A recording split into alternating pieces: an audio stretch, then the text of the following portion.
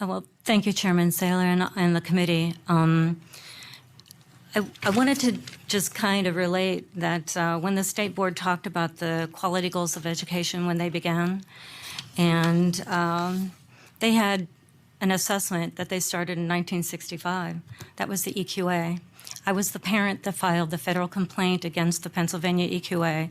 Pennsylvania was forced to withdraw the Pennsylvania EQA because they were testing attitudes, values, and opinions and beliefs. So I'm actually pretty much an expert at reading contracts from Pennsylvania.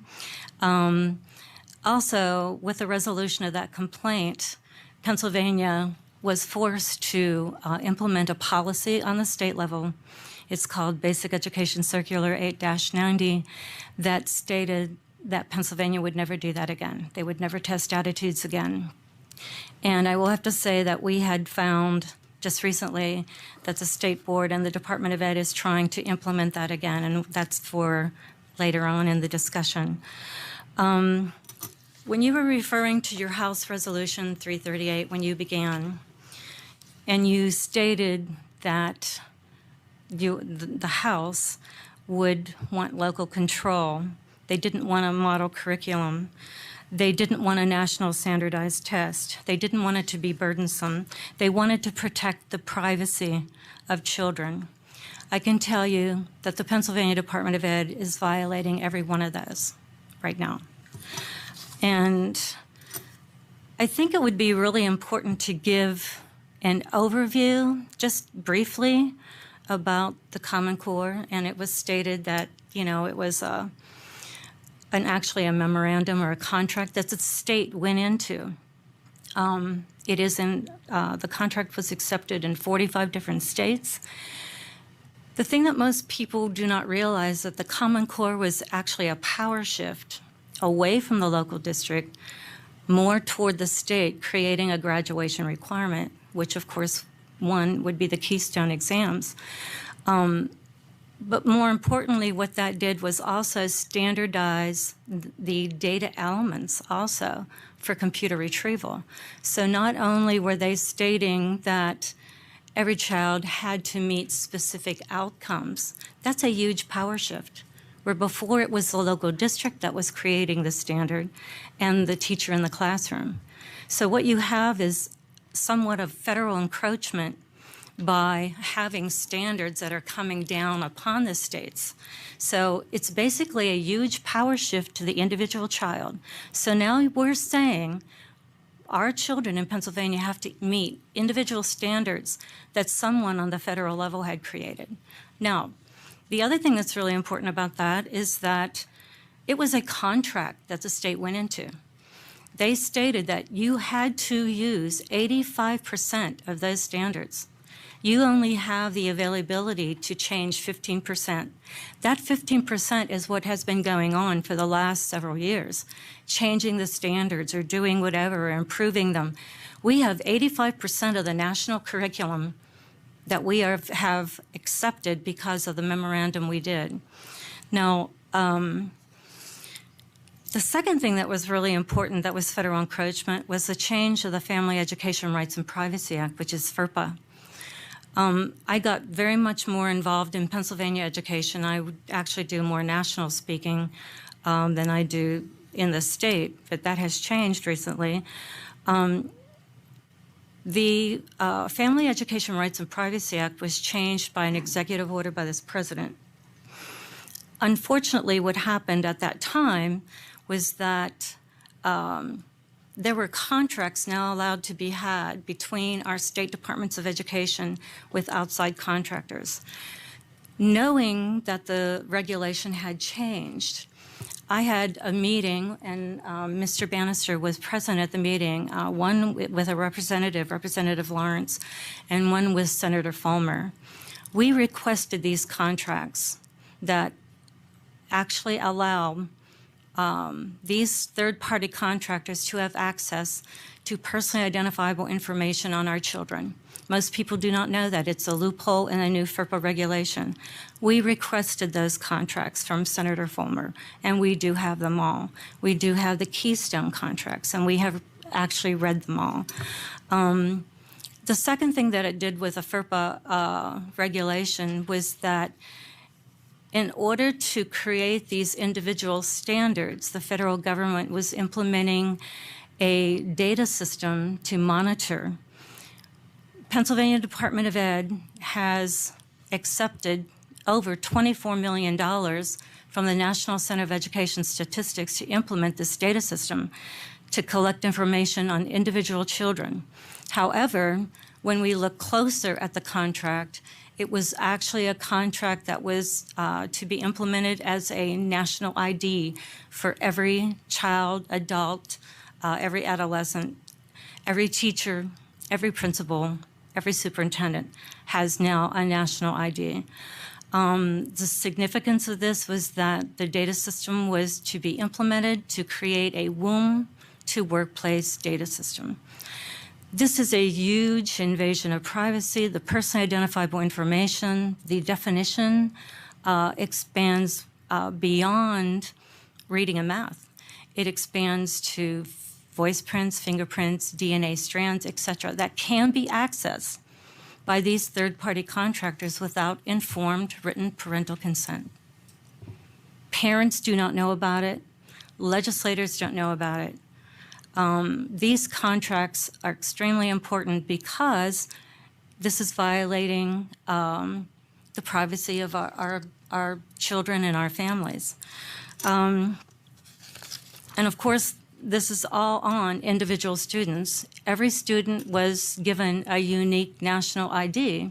So in 2007 was the last where they had implemented and added children who were being born, and all the way into retirement. They included the information on wages from the Department of Labor. So this information is being transferred not only within the Department of Education to third-party contractors, but also to the Department of Labor and et cetera. So the third aspect that I wanted to talk about was Pennsylvania's acceptance of the ESA flexibility waiver, which was No Child Left Behind.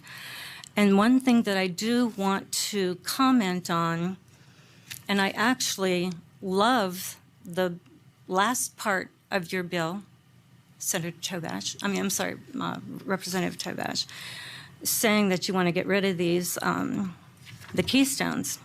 However, on sentence 17, 18, and 19, you state, as required by No Child Left Behind with a statute or any successor statute, which meant that you actually just put federal statute into state law. And I would ask that we remove that so that we are not beholden to the federal government. I would ask that we only say that we want to get rid of the keystones. Yeah, I would be very happy about that. So talking about the waiver, and again, what Secretary Duncan had stated or had done at the time, waived federal law. So you have No Child Left Behind, which was a federal statute, and he had presented waivers to every state. The contracts that we have from National Compute, it's Data Recognition Corps, stated specifically that we do, in fact, have a model curriculum, that we do our testing Common Core outright. It says that's what we're doing. And the current contract that we have is 2014. So you may say that we may have done away with Common Core, but the testing and the contracts are moving forward with Common Core specifically. The other things that happened, and it was also the standards aligned system, which is a copyrighted system of this model curriculum that the teachers must teach to because they are being evaluated on how well their children are testing. What happened with the waiver is that under Title I, which was discussed this morning, poverty guidelines were lowered. So in the past where Title I children were usually, or the poverty children were usually, you had to have 40% of free and reduced lunch in order to have a school-wide program. That meant that only certain children would have the free breakfast and free lunch and have specific instruction in reading. That has changed. The definition changed to educationally deprived, Any child who is not meeting a Common Core standard is now educationally deprived. Therefore, once they lowered that poverty guideline to 0, that was a blanket of Title I on every school district. Every school district would be mandated through federal mandates to meet the standards that were being implemented in your state, which would be Common Core. The waiver also expanded all of the academic areas into what they considered non-academic, social, emotional, and behavioral standards. This is in the affective domain. This directly is in violation of the Protection of Pupil Rights Amendment, and Pennsylvania has tried to implement these standards again. And in your packet is a packet called Interpersonal Skills Standards, which were put on the SAS portal stating that they were academic standards. They are not. This is a consumer protection. Parents have no idea what these are, but they are testing attitudes, values, dispositions of children. Now, how we moved forward with trying to tell different... So I want you to wrap up because we're past the time that we kind of allotted the minutes for each member. I mean, we're behind schedule, but... All right. Well, when we had gotten the contracts from Senator Fulmer's office, and Andrew Paris was there from the governor's office, I had presented the interpersonal skills. 2 days after I presented them, the governor had expunged the website portal of all the affective domain, which meant that they knew that they were violating federal law. So basically what I am saying that this federal encroachment, which is forcing this on our state, is most of our problem. Most of our problem. And the other part to the waiver was that the remediation that was talked about this morning, and I believe it was called the fidelity of teachers, okay? They talked, I believe Ms. Perez talked about the fidelity of teachers. The teachers are being trained specifically to teach to these standards. The diagnostic tool is just not academics. The diagnostic tool is academic and behavior. So when they talk about response to intervention, when they talk about the positive behavior intervention supports, we're talking about interventions in the area of attitudes, values, opinions, beliefs, dispositions of children that are in violation of federal law. Thank you. Representative Tobash. So I just want to thank the panel for their testimony. We've brought it back here to just briefly touching on the point of the legislation. I'm sorry, could you speak up? I can't hear you very well. I thank you for your testimony. I appreciate you bringing it back just briefly to the bill. I'm happy to talk about the wording in the bill that we have in front of us today. You brought up some issues right here that we got to discuss in a different forum. So for brevity, I appreciate the fact that you were here today, but we want to really focus on the task at hand, and that's two bills that we're considering at the hearing today. So, thank you. Thank you very much. Okay, I think we outlined that, and we're willing to work with you on that. And we are willing to look at the wording again on your bill and try to make it a little more, because a lot of people looked at it and were a little concerned about the wording as far as actually getting rid of it as a graduation requirement. It wasn't quite clear. I don't know if you've ever looked at the Senate bill. It was a little more specific. So, okay. Representative Rapp. Thank you, Mr. Chairman. I just want to thank the panel for being here. I know you brought up a lot of information that's maybe sounds, out of a lot of our realm. But I do know that parents are extremely concerned, across the nation. I've seen some Facebook postings of some, tests and on different subjects and things that are being asked of our students. Certainly you have, I am really not aware certainly as much as you are. I am certainly willing to sit down and talk with you further. But I know that the content and parents' rights are extremely important to parents across this state, whether it's the right to privacy or